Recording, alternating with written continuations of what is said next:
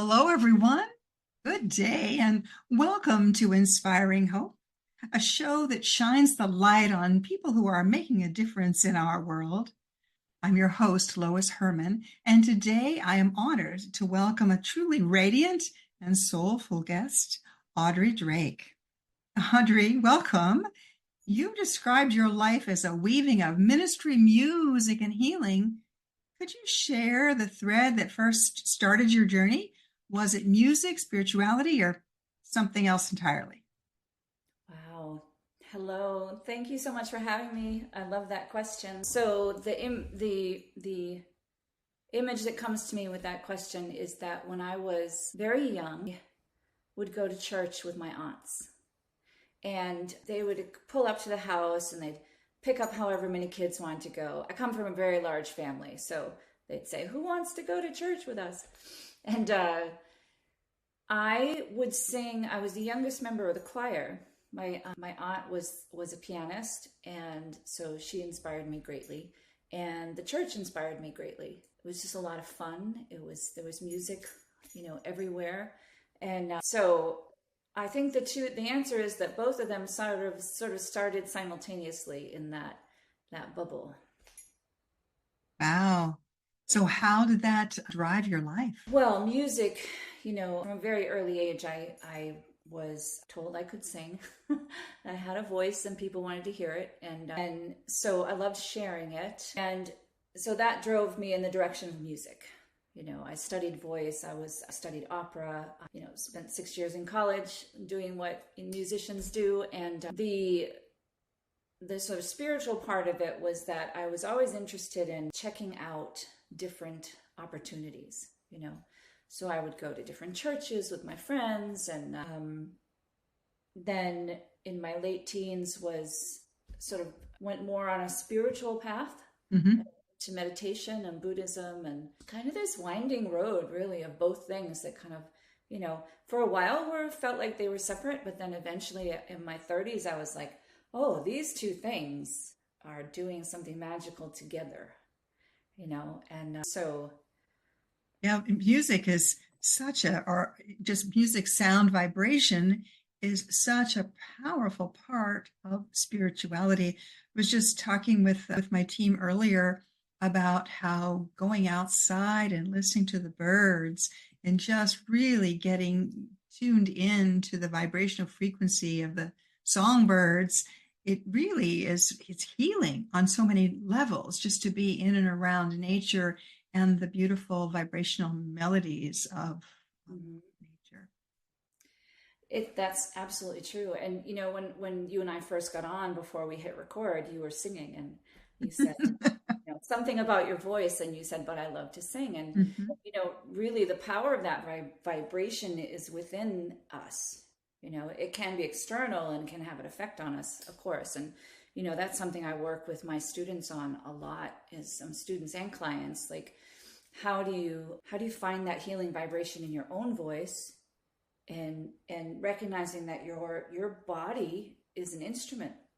So it's an exploration of how to play that instrument so that the healing, right, the upliftment, it's here all the time, and it does not matter. I preach this a lot. It doesn't matter if someone thinks your voice sounds good or not, or you think it sounds good. Well, I encourage people, just sing with the birds, sing with the trees, sing. Yeah. I sing around the house by myself all the time, and I'm happy about it. I love it. I actually sang in a choir a couple years ago, and it had been many years ago, I sang in a choir, and I considered myself an alto.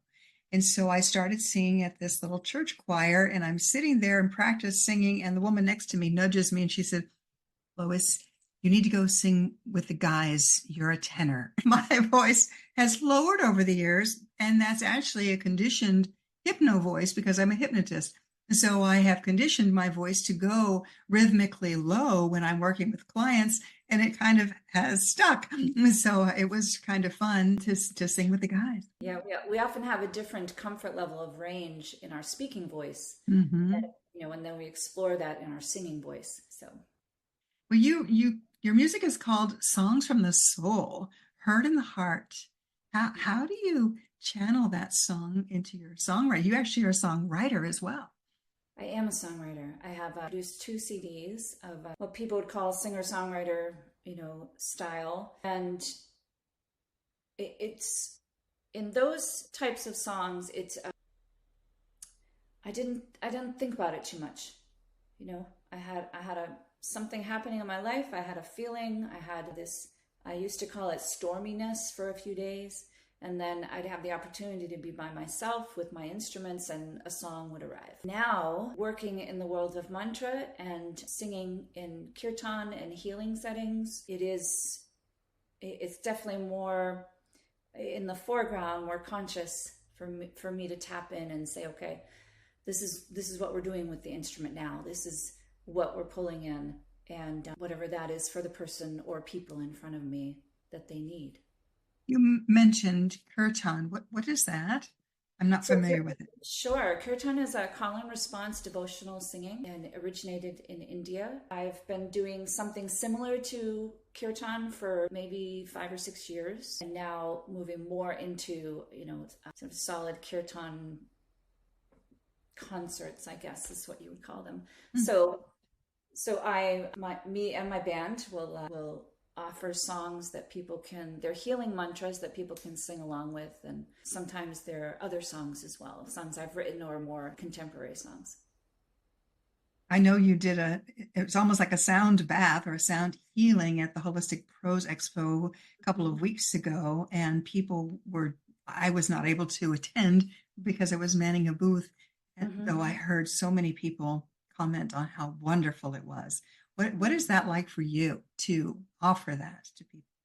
I love it. I love it. I do full moon sound baths, and when I do a sound bath, I have all of my instruments, my bowls, my chimes, my keyboard, and my guitar and my voice. And, again, it's energetically reading the room. What do people need? And most of the time, what do people need? Peace and love. Mm-hmm. Peace and love, right? So I'm offering, songs, support in that way, support through songs. And for me, it's incredibly inspiring and humbling and very grateful, that I get to do that. Let's see, you're following your calling. Absolutely. And you also mentioned that you are a sound healer. And I had a very, very dear friend who was a sound healer. So I do know a little bit about her style of sound healing. And she taught me a lot about, like you're saying, just sing. It doesn't matter what anybody else thinks of your voice, because that vibrational frequency, as you are modulating in your body, it's vibrating in your body and it's sending out vibrational frequencies that help with keeping your body systems in alignment. And I love to sing. I mean, I'll sing simple, silly childhood songs like from Brownies or Girl Scouts, or just simple songs that we used to sing as a child. And to me, it keeps my energy positive and my thoughts positive and focused. And it's just something that I can do. I don't listen to a lot of radio or TV. I prefer to listen to the birds or someone that I know who is like your music, or someone or Sarah Benson's music.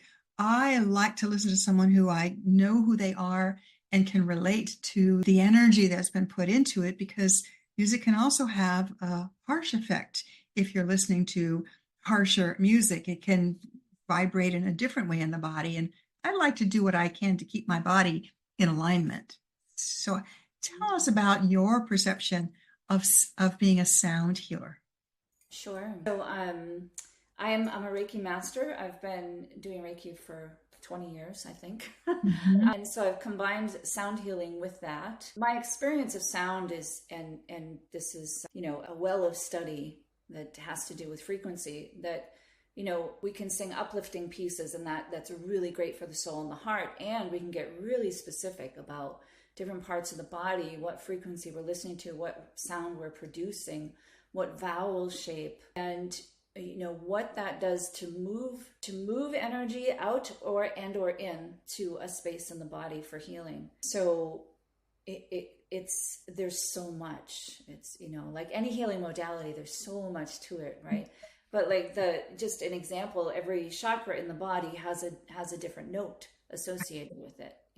The heart is F, which Okay. is this. Mm-hmm. There's our heart. And the heart has a vowel, and the vowel is ah. Ah. Yeah. Ah. Yeah. So if we're feeling something tender in the heart, we might hum. Humming is so good for our nervous Mm-hmm. system. We Mm-hmm. might hum the note of the F, Mm-hmm. or we might sing it on ah, or any word like ma. Ma is a really good word for the heart. Mm-hmm. And just repeating that over and over. That was a little bit higher. There's also the lower one. Mm-hmm. Ma. Mm-hmm. See that from my voice, that's the tone that would come out. Yeah. And it's Yeah. it's really quite simple. Mm-hmm. Here's the note, connect with your heart, produce the sound of the ah, and then we just wait for information, Mm-hmm. We wait and say, oh, what does my heart need to tell me?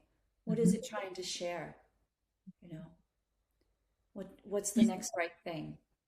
One of the things that I had been that Sarah had shared with me many years ago that I will use. So if you're hurt, like your heart, certain tone, when you're sick, people will moan. It's a natural instinct. And then we're like, oh, we can't do that. No, we're supposed to do that. That's the body's natural way of helping it to heal. So say you've got, a pain in your belly. And so it would be a little bit lower note in your belly. And so that you would, if you were off, you would allow the moaning, the whatever that sound is that your body wants to make, you allow it to come through.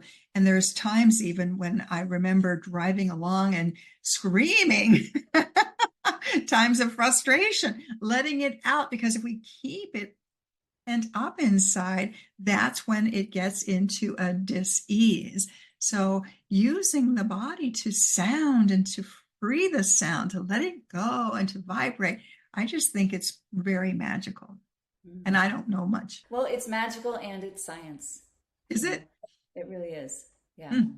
Yeah. So, when we're talking about that feeling of something that just has to come out, we can get into our body, which is the instrument of the body, right? Right. Make the sound. And then, if you take it one step further or sort of fine tune that, right? We're fine tuning, that area of the body has a pitch associated with it, has a vowel, there's a lot of depth in there, Mm-hmm. and it's always good, I believe, to experiment with your sound, experiment with your voice, what feels good, what's not helpful, how are we producing sound? What are we doing with our instrument? Is our jaw tight? How are we breathing? Are we breathing nice and low and full? Or are we breathing right here, very short and activating anxiety breath? That's where most people breathe, is Right. just right there in the middle of their lungs. They're not breathing up into the top, the apex of their lungs, and they're not breathing down into the base. So you're right. We need to take some of those deep, lovely breaths, deep down and deep up as well. Mm-hmm. Yeah. Beautiful. So you're also an ordained minister. So you marry the music with your ministry, you say. Oh, I like that. Yes. Well, my over the years through my spiritual practice, my spiritual journey, my musical journey, we share the gifts that we are given. Mm-hmm. And the gift of music is something, it's a language that I can speak to and through with people. And in that way, add to the collective betterment of peace and love on this earth. And not in a superficial way, like in a very grounded and solid, like, this is what's happening. This is my gift to the world. Right. This is my gift to you, or to a client, or to a room. Or I love singing to the trees. I go out and I talk to my trees. I do. I'll bet they love it. Yeah. So yeah, so those two things have really found their way together to be really the sole purpose of what I do here. Beautiful. Do you have something that you would like to share? Do you have a music piece or something that you would like to share with our listeners? This I is there is a show, so we have that opportunity that you could play. That'd be wonderful. I recently did a kirtan in Amesbury, Massachusetts, and this song is somewhat new, but so there is a mantra Shanti Om, which a lot of people are familiar with. Mm-hmm. Peace, Om Shanti Om. And so I couple it with some sort of a blessing in English for healing. Peace within you, peace around, peace above and below. Peace within you, peace surrounding you, peace above you, and peace below you. Om Shanti Om. Om within you, peace around you, peace above and below you. That was magical. I could feel that. You play the guitar, and I noticed you have a piano or a keyboard there. What is your favorite instrument? Well, the voice. Ah, Yeah, the voice. yeah, that's beautiful. Yes. These are all, I have a harmonium here, I have chimes and bells and some They're percussion. complementary too. Right. Yeah. They're supportive. Right. Yeah. Wow. What a blessing. And it's also wonderful that you're using it to help others. So do you have classes that you invite people to, or how do you present your wonderful work to the public? Yes, so I do private vocal lessons, private Reiki and sound sessions. And I offer, music in kirtan style. I do all the things a typical musician does as well, like weddings and, events and things of that nature. Oh, wait, you do weddings, huh? I do. Oh, and events. That's nice. Good to Yeah. know. Yeah. Yeah. So I have sort of the traditional band, and then I have my soul music band. And I recently started doing private sound baths in people's homes. So they invite a bunch of friends, have some appetizers, get cozy. We do a meditation, and I do a sound bath for them. That's wonderful. That would be really magical. Yeah. Yeah, it is. Wow. And I live up in Thornton, New Hampshire, near Sandwich Mountain, and I do events here at my home. So I do a full moon sound bath here every month, and other offerings. When we first were setting up, you had the camera pointed to this vista behind you, which is absolutely gorgeous. However, we couldn't see you, so we had to move the camera to look upon you instead of the beautiful. Can you pan to the vista for a moment?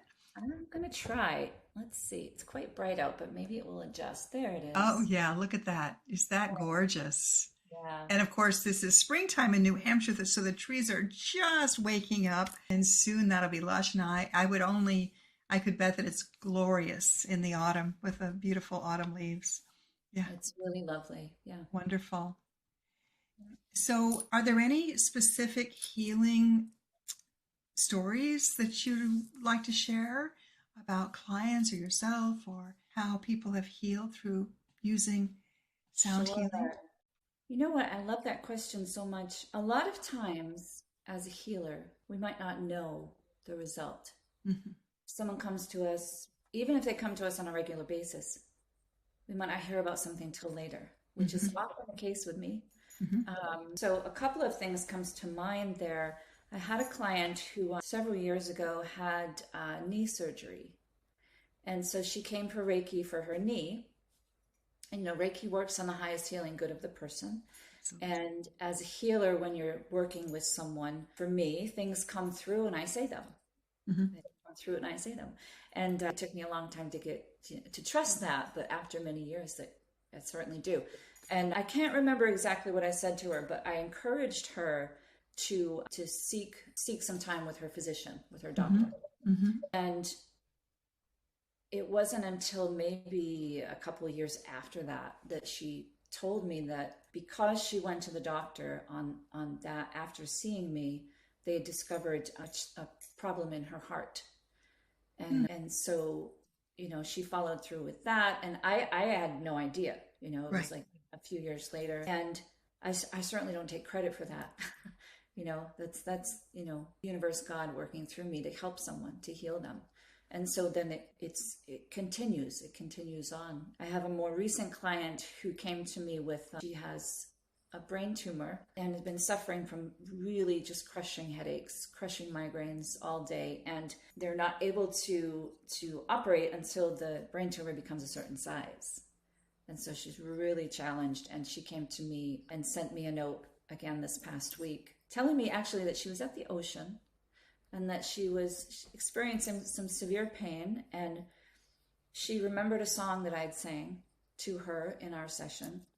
And she said this light filled her head, and she was singing the song and humming, because I talked to her about humming and how much that assists people.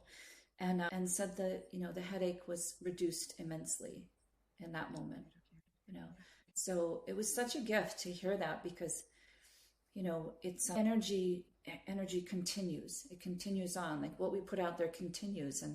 And I'm so blessed to be able to do that and to know that.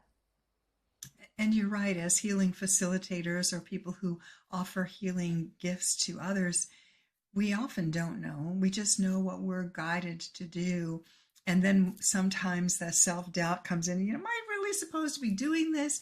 But when we are that tapped in and tuned in, we just recognize it. Nope, this is what I'm supposed to do and say. And then it's up to the person to take it and run with it, like the one woman did who went to the doctor, and the other woman who was embracing your teaching for the humming and to feel the shift. So it is tricky because we often don't know, and yet we're planting seeds and we're sharing our gifts with people who are open and receptive, which is beautiful. So thank you for what you're doing. Yeah. Wouldn't want to do anything else. Well, this is what you have been absolutely led to do, and you have followed your guidance without well, I want to say without obstacle, but was there an obstacle? So for someone who has they've considered that they have a gift and how to push through, did you ever have any obstacles in your path that you had to move through or around in order to follow your path? Sure. Well, I would say a lot of it just had to do with trust. Mm-hmm. Trusting when was the right time to leave, my job. Mm-hmm. 2008 is when I left my last real job, but I know the difference now. So it's just about building that trust and confidence and saying, yes, this is what I'm doing. This is what I'm guided to do. And everything will be provided for me, mm-hmm. everything I need. And the typical sort of, human earthly things we have to do, mm-hmm. I don't like doing them. There are things I don't like doing, but we push on through. I guess I wouldn't call them obstacles, they're just, in order to put out there what I am here to do, I have to do the earthly stuff. We are here in 3D, in the physical, even though there's a part of us that is in that higher vibrational density dimension. And that is a whole lot nicer up there. So what do you do for your own spiritual practice? What does your spiritual practice look like in order for you to tap in to get your divine guidance? So I am a Christian mystic. Okay. I've been on that path for just 10 years or so. After weaving through many different paths, this is the one I landed on and really accelerated my connection to the divine. So I do things that look like your typical church kind of things, and I meditate and I pray and I write and I get lots of rest, So my practice it's a daily thing. I do, have my morning time that is like completely mine and does not get interrupted, which I'm so grateful for. And the practice of being exquisitely obedient to the moment is I like that. You should re-say that. exquisitely Be obedient to the obedient to the moment. moment. That's Yeah. perfect. I do have to give my teacher credit for that. Yeah. Really? Yeah. Wow. I've not heard that before. Obedient to the And moment. yet it's so true. Being in this moment of now, because this is all there is. If I'm thinking about something over there and something over there, I can't give my full undivided attention to you at this moment. And to me, this moment of time is sacred because this moment may never happen again. It won't ever Right. happen again. Right? Yeah. And if I'm not exquisitely obedient to the moment, then I'm really not open 100% to guidance. Mhm. Actually, I'm just not. Like, I to cultivate that level of being available in every moment is I'm going to write that down. And there's a yeah. reason. I lead a little community of light group. And this is a holdover from I used to facilitate a Course in Miracles group, and we pull these little angel cards. See Oh these? yeah, yeah, Yeah. yeah. So these little angel cards. There's one that says obedience, and every time somebody gets obedience, they're like, oh, I don't want to be obedient to anybody. And I ask them, I invite them to think about being obedient to your higher calling. But you've used obedience in a new way, which I'm going to borrow that if you don't mind. Okay. That's lovely. So be exquisitely obedient to the moment, and you can give credit to my beautiful teacher, Ma Devi. Marguerite? Ma Devi. Okay. Yeah. Nice. Thank you for that. I'll share that. Wonderful. Yeah. Because we perceive certain words or things based on our 3D interpretation of the reality of our reality at that moment in time. But then along comes a new way of taking that crystal and just turning it ever so slightly, and you perceive it a different way. And that's part of, even with music, I'm sure there are ways that you can embrace different types of music or different instruments that would allow or facilitate a different type of reaction or response to a person. Mm-hmm. Yes, yes, and sometimes that sometimes that depends on the person in front of you. Mm-hmm. A lot of times it does. Yeah. When I work with people one-on-one on voice training, Mm-hmm. I say to them, only bring me songs you love. Like Mm-hmm. I'm not going to force you to sing anything that you don't love. Mm-hmm. And if there's something you want to work on, and at some point you say, I'm not feeling it anymore, Mm-hmm. and like, okay, well, pick something else. Yeah. Yeah, it's the same. I'm an avid gardener. And so I'll tell my plants that if you love it here, I'm happy to be your servant and take care of you. If you don't like it here, okay, the same sort of thing. You've got to really enjoy, grow where you're planted, use the tools that give you joy. This is part of why I have love and joy right here. And these two little angels are with me all the time, because we have to remember about love, and we have to do what we can to find joy in this crazy world we live in. It's so critical. But the joy can be in music. It can be in the vista. It can be in the springtime with the flowers blooming, or it could be a little kitty sitting next to me. There's so many ways of experiencing joy. So how does music bring you joy? How does music bring me joy?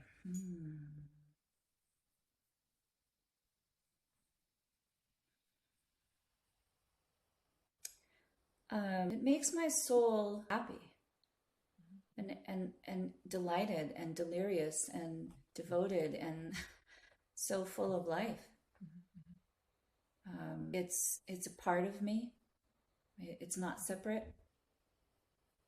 Yeah, and I've always known this since I was young, that it's a healing tool for people, makes them feel peaceful and comfortable, and now I get to magnify that.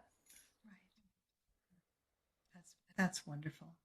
Yeah. So what is next for Audrey Drake? What do you see on your horizon?